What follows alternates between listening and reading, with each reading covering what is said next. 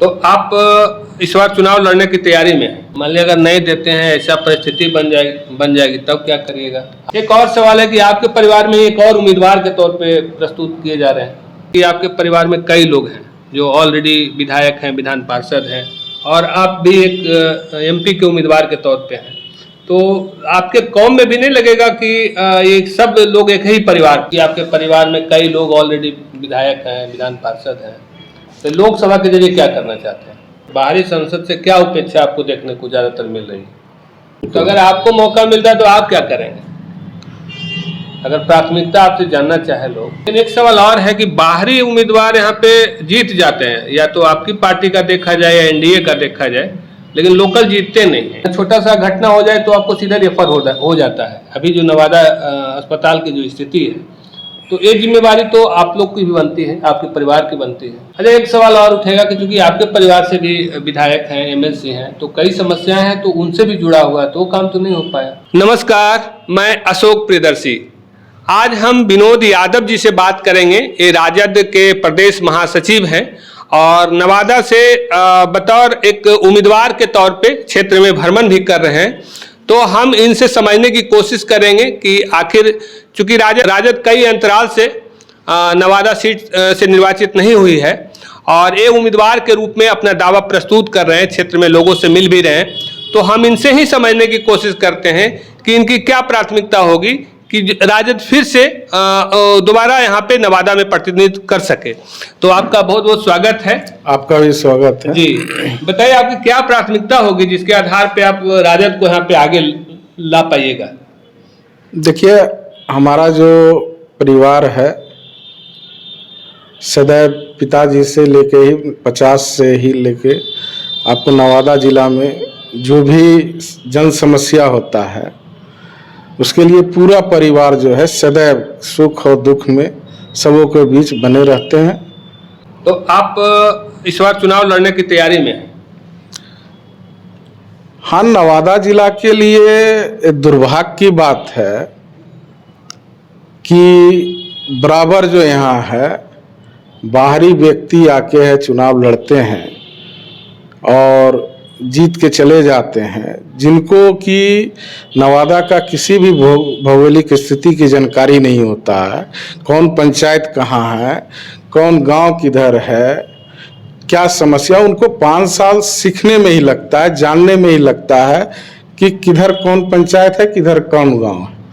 तो जन समस्या का कैसे निवारण कर सकते हैं?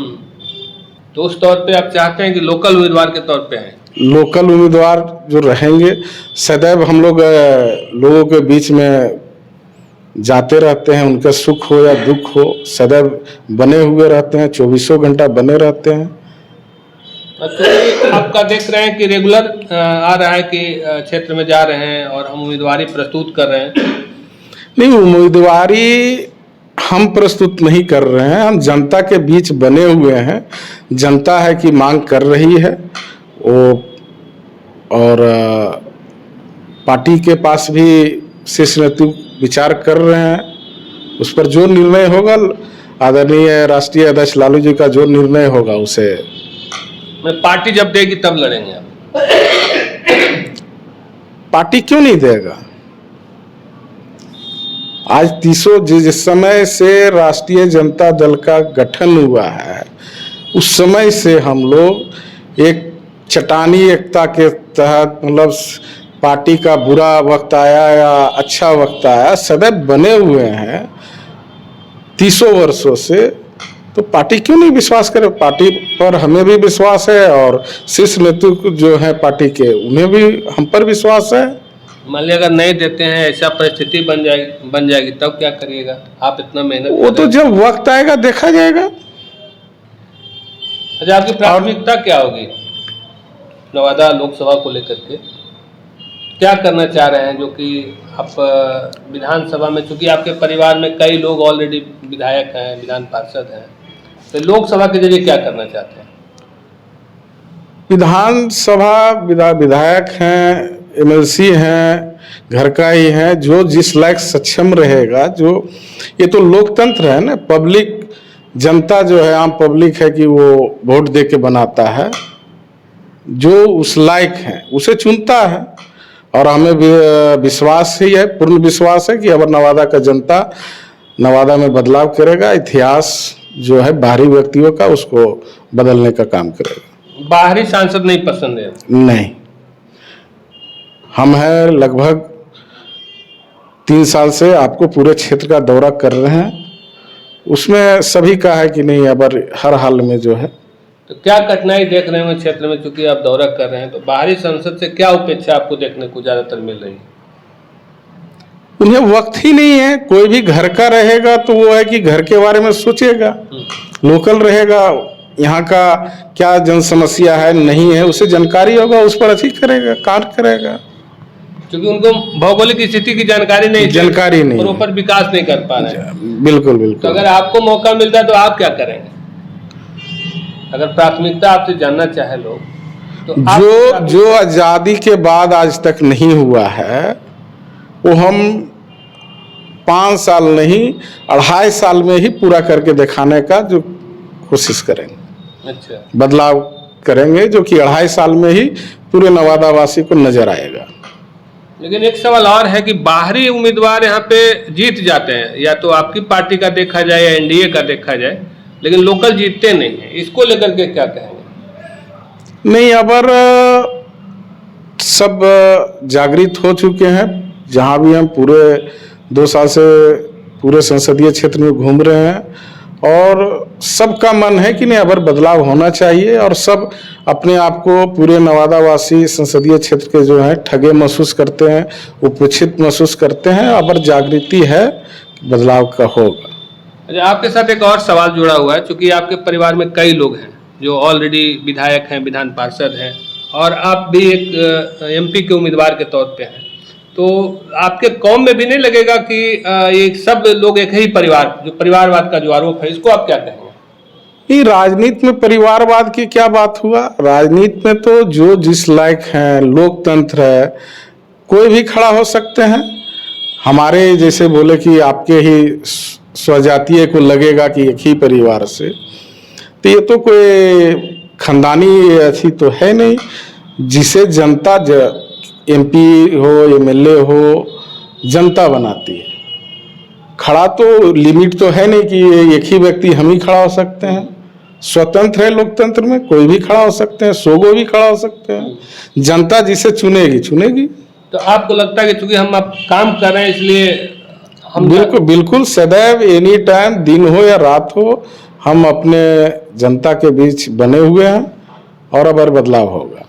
जैसे 2 साल से घूम रहे हैं, आपका ज्यादा फोकस किस चीज पे है?